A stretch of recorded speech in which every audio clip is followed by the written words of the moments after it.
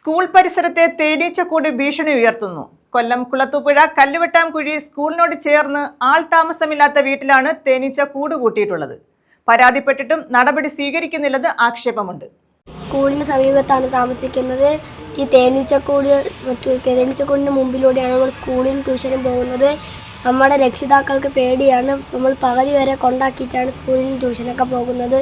ഈ തേനീച്ചക്കൂടിനെ എത്രയും വേഗം മാറ്റുക. നമ്മൾക്ക് പേടിയാണ്. നമ്മളെ എപ്പോഴെങ്കിലും കുത്താനുള്ള സാധ്യതയുണ്ട്. കുളത്തൂപ്പുഴ കല്ലുവെട്ടാംകുഴി സ്കൂൾ പരിസരത്താണ് ഭീഷണി ഉയർത്തി തേനീച്ചക്കൂടുള്ളത്. 500ഓളം വിദ്യാർത്ഥികൾ പഠിക്കുന്ന സ്കൂളാണിത്.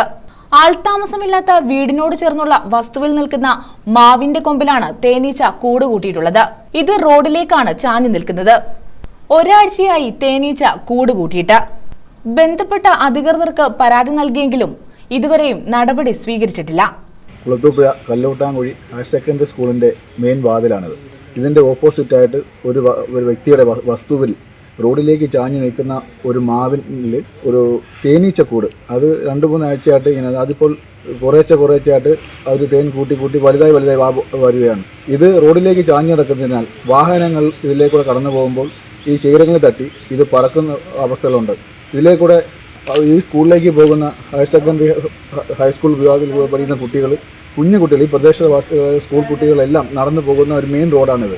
ഈ റോഡിൽ കൂടെ നടന്നു പോകുമ്പോൾ ഈ തേനീച്ച കുത്തി അപകടങ്ങൾ ഉണ്ടാകാൻ വളരെ ഭയങ്കരമായി സാധ്യത കൂടെയുള്ളൊരു ഭാഗമാണത്. എന്നുവെച്ചാൽ ഇത് റോഡിലേക്കാണ് ഈ തേനീച്ചക്കൂട് കിടക്കുന്നത്. ഇത് വാഹനം പോകുമ്പോൾ ഇങ്ങനെ തട്ടി ഇത് പറക്കുന്നുണ്ട്. അപ്പോൾ കുട്ടികൾക്ക് കുത്തിയേക്കാൻ ഇത് ഒരുപാട് കാരണങ്ങളാവും. അതുകൊണ്ട് ഇതിന് വേണ്ടപ്പെട്ട അധികാരികൾ ആരാണെന്ന് വെച്ചാൽ ഇത് എത്രയും പെട്ടെന്ന് നീക്കം ചെയ്യണമെന്നാണ് ഒരു പ്രദേശവാസി, ഒരു സാമൂഹ്യ പ്രവർത്തനം എന്ന നിലയിൽ എനിക്ക് പറയാനുള്ളത്. News bureau, Kulathupuzha.